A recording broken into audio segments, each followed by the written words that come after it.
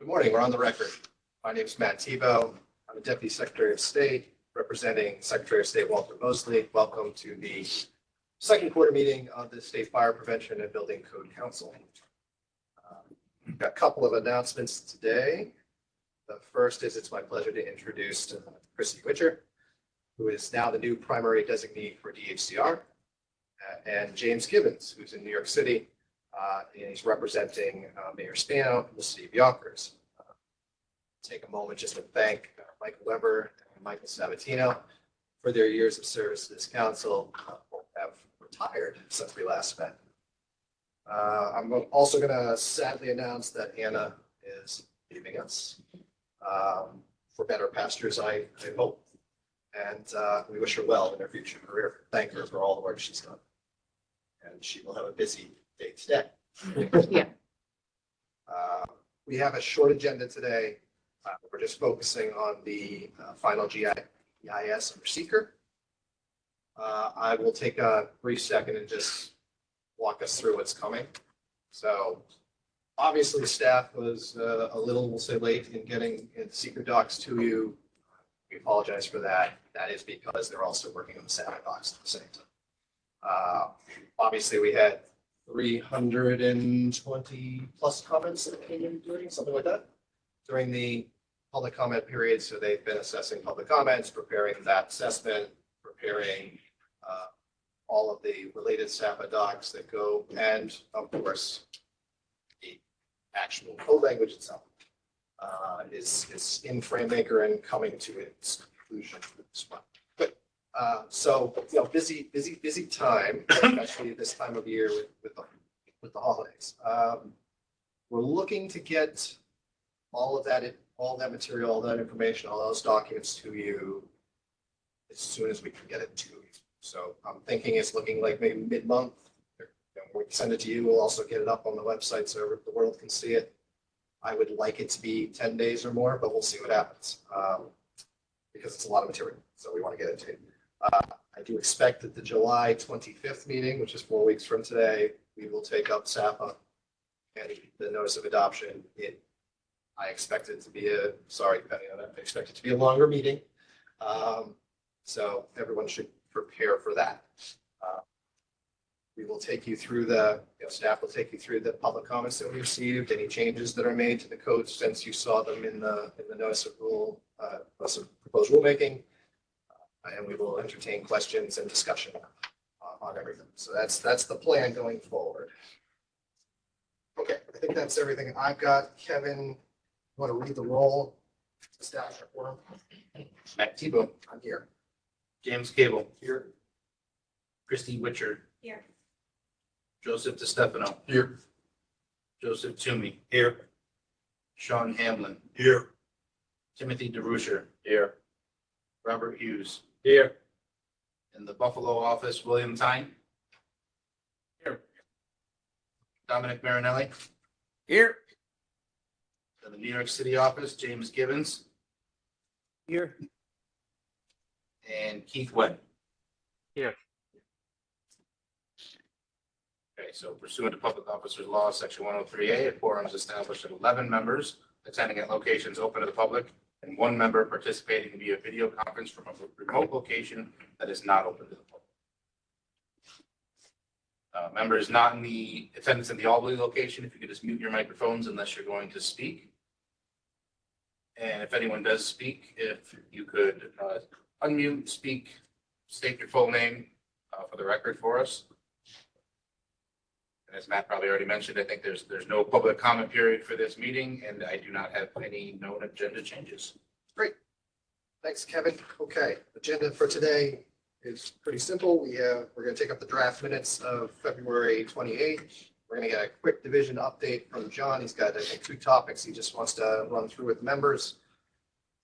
We will then take up the seeker discussion and potential roll call votes. I believe we already have a motion and we're ready there. Okay. I'll talk about future meetings, although I kind of already have, and we'll do any other business that comes before us and adjourn. I believe this will be a relatively quick meeting. Okay. That takes us to agenda item 2. Draft minutes, February 28th, 2025. Are there any changes?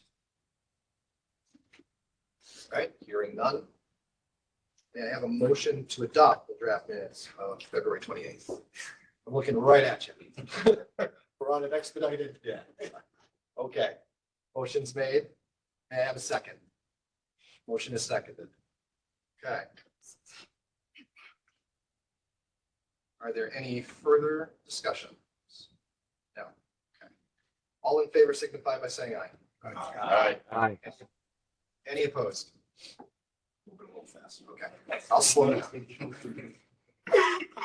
So Sean abstains because he wasn't here, Christie abstains, and James abstains. Still have enough? Yes. Okay. Okay, that takes us very quickly to division update. Agenda item 3. John is on the screen and he is unmuted. John, what do you got for us today? Good morning, Chair Tebow, co-council members. Just as Matt said, a couple quick updates on the single exit study. We are in the process of finalizing the contract with the consultant so they can start the work on developing the study. We're hoping to have them on board shortly once the contract is finalized and signed by all parties. So hoping to have more information for you at the July meeting.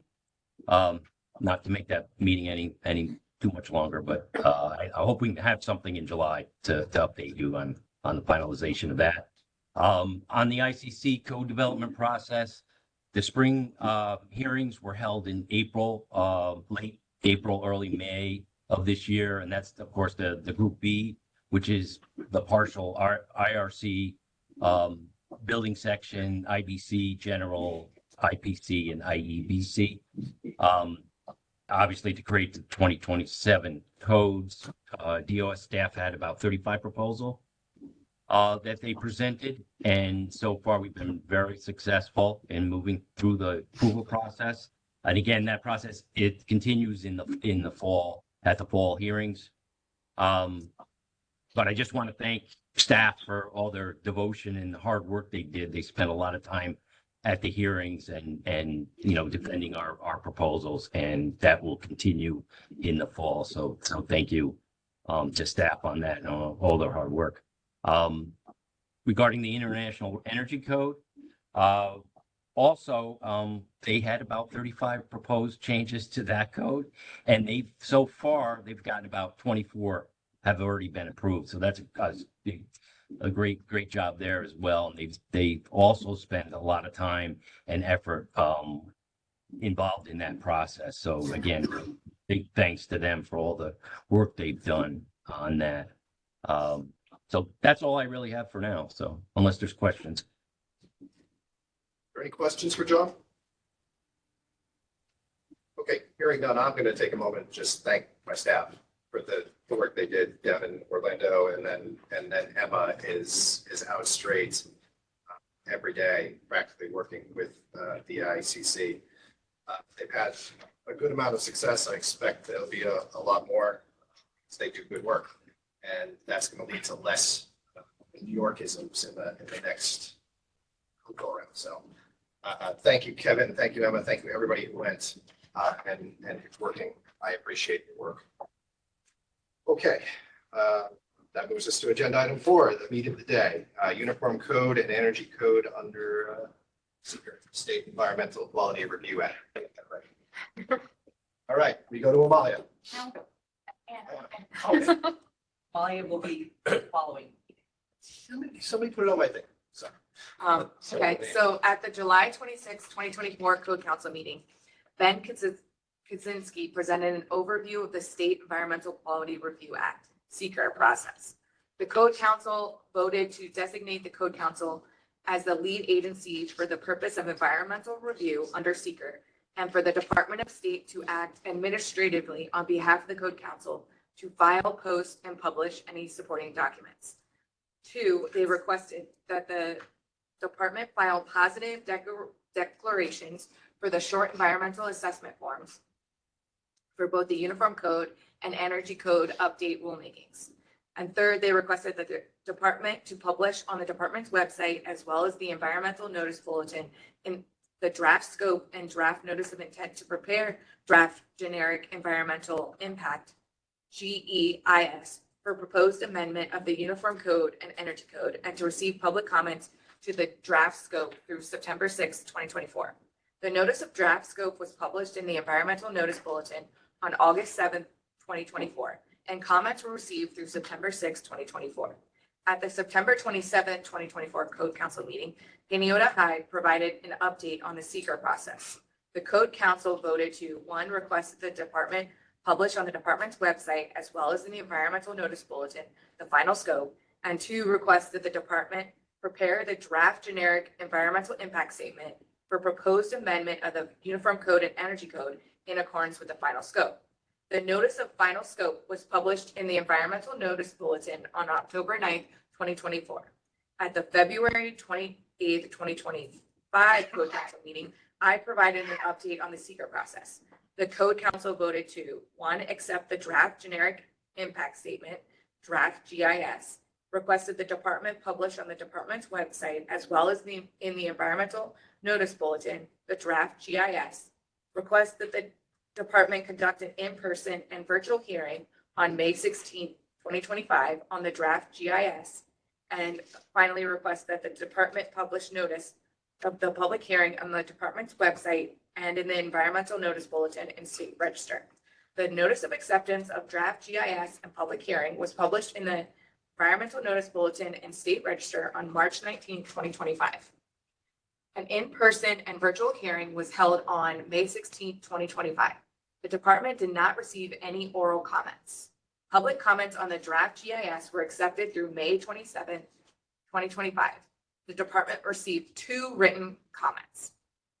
The department drafted the final generic environmental impact statement, FGIS, provided as part of the members' packets. The FGIS includes changes that were made to the draft EIS, revisions to section 3, which is the procedural history, an addition of appendix D, which is the response to public comments, and a correction to a legal citation.